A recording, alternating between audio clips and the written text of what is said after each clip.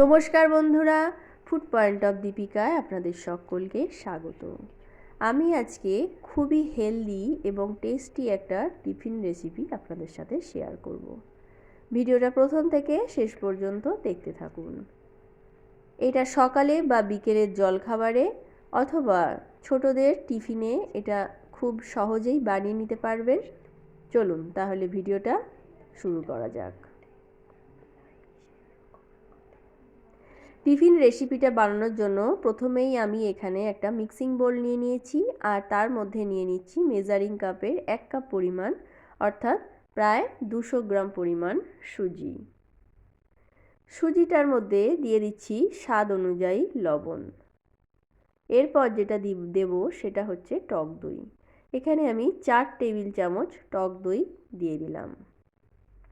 দইটা দেওয়ার পর সুজির সাথে ভালো করে মিশিয়ে নেব। দইটা মেশানো হয়ে গেলে অল্প অল্প করে নর্মাল টেম্পারেচারের জল দিয়ে একটা পাতলা ব্যাটার রেডি করে নেব।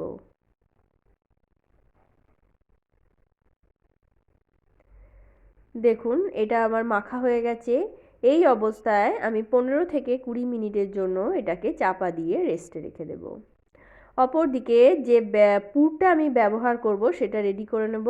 তার জন্য একটা মিক্সিং জার নিয়ে তার মধ্যে নিয়ে নিচ্ছি 1 কাপ পরিমাণ অর্থাৎ প্রায় 200 গ্রাম পরিমাণ সবুজ মটর। তার মধ্যে দিয়ে দিচ্ছি ঝালের জন্য 3টে কাঁচা লঙ্কা, 2 টুকরো আদা আর দিয়ে দিচ্ছি খুব সামান্য ধনেপাতা। দিয়ে দিচ্ছি হাফ টেবিল চামচ জিরে গুঁড়ো, স্বাদের জন্য দিয়ে দিচ্ছি স্বাদ অনুযায়ী লবণ আর দিয়ে দেব খুব সামান্য হাফ চামচের একটু কম চিনি। এইবার সামান্য জল দিয়ে একটা মিহি পেস্ট আমি তৈরি করে নেব।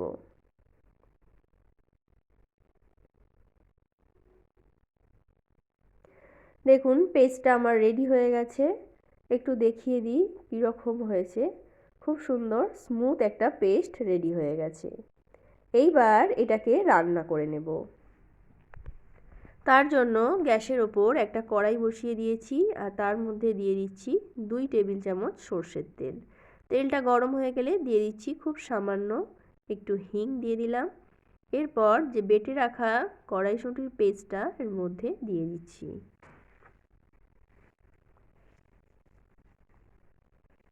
সমস্ত পেস্টটা দেওয়া হয়ে গেলে ভালো করে নাড়াচাড়া করে আমি পুরটাকে রেডি করে নেব।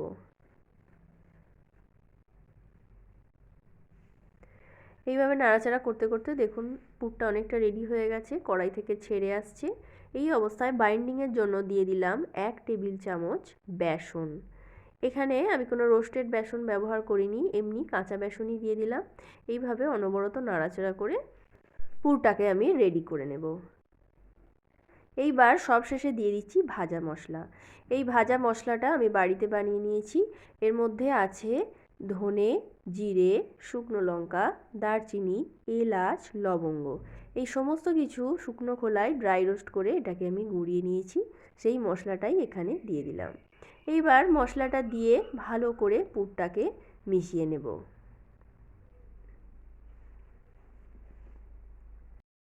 পুরটা আমার একদম রেডি হয়ে গেছে। এইবার এটাকে কড়া থেকে নামিয়ে ঠান্ডা করে নেব। অপরদিকে যে 15 মিনিটের জন্য রেস্টে রেখেছিলাম সুজিটা একটা হ্যান্ড ব্লেন্ডার দিয়ে ভালো করে এটাকে মেখে নেব।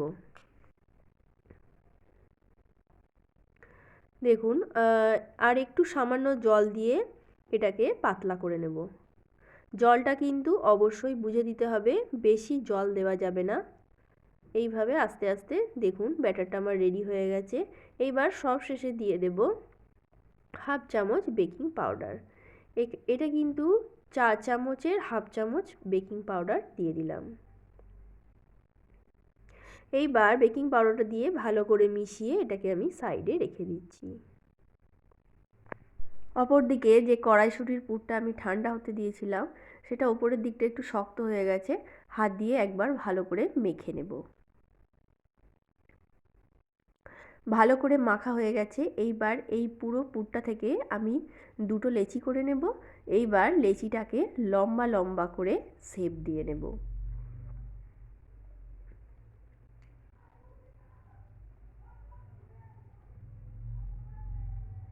এইভাবে হাত দিয়ে আস্তে আস্তে করে লম্বা করে গ্লাসের যেরকম সাইজ হবে সেই অনুযায়ী দুটো লম্বা পুরের শেপ আমি রেডি করে নেব।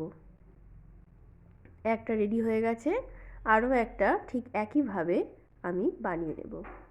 দেখুন দুটো পুরি আমার রেডি হয়ে গেছে।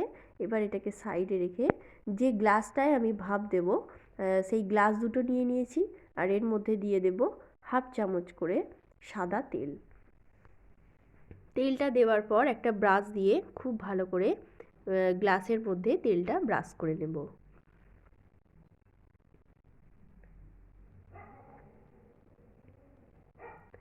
দেখুন দুটো গ্লাসই আমার খুব সুন্দরভাবে ব্রাশ করা হয়ে গেছে।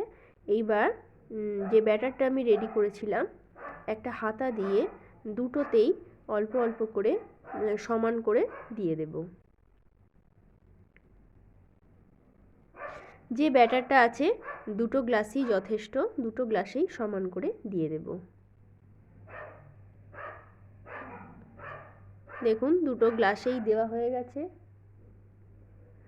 একটা গ্লাসে একটু কম হয়েছে, অসুবিধে নেই। এইবার যে পুরগুলো আমি রেডি করে রেখেছিলাম সেই পুরগুলো আস্তে আস্তে গ্লাসের মধ্যে ভরে দেব।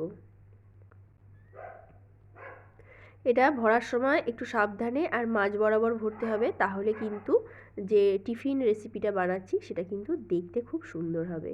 দেখুন দুটো গ্লাসের মধ্যে আমি দুটো পুর ভরে দিয়েছি। অপর দিকে গ্যাসের ওপর একটা ডেচকিতে আমি গরম জল বসিয়ে দিয়েছিলাম। জলটা হালকা করে গরম হয়ে গেছে আর ভাপ বেরোতে আরম্ভ করেছে।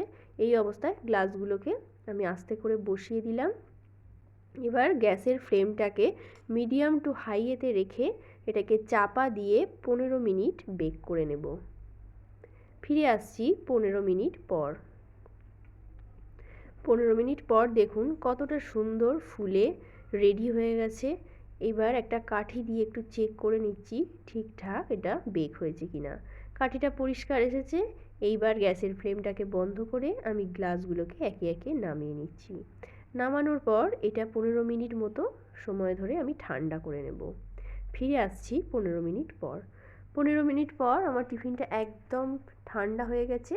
একটা ছুরি দিয়ে এইভাবে গ্লাসের চারিদিকটা একবার গোল গোল করে কাট লাগিয়ে নিচ্ছি।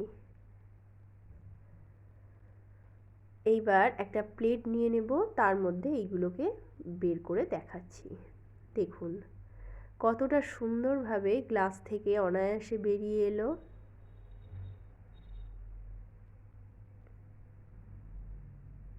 দেখুন দুটো টিফিনই আমার কত সুন্দরভাবে রেডি হয়ে গেছে। এইটাতে একটু কম দেওয়া ছিল তাই একটু ছোট সাইজ হয়েছে। এইবার কেটে দেখাই কতটা সুন্দর হয়েছে ভেতর থেকে।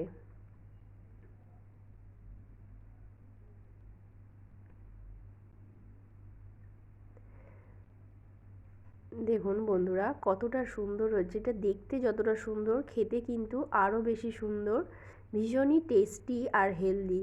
তো বন্ধুরা ভিডিওটা কেমন লাগলো? ভালো লাগলে লাইক শেয়ার ও কমেন্ট করতে ভুলবেন না। আর আমার চ্যানেলে নতুন বন্ধু হয়ে থাকলে চ্যানেলটা সাবস্ক্রাইব করার অনুরোধ রইল। তো আজকের মতো এই পর্যন্তই। আবার দেখা হবে অন্য কোনো রেসিপি নিয়ে। ততক্ষণের জন্য নমস্কার।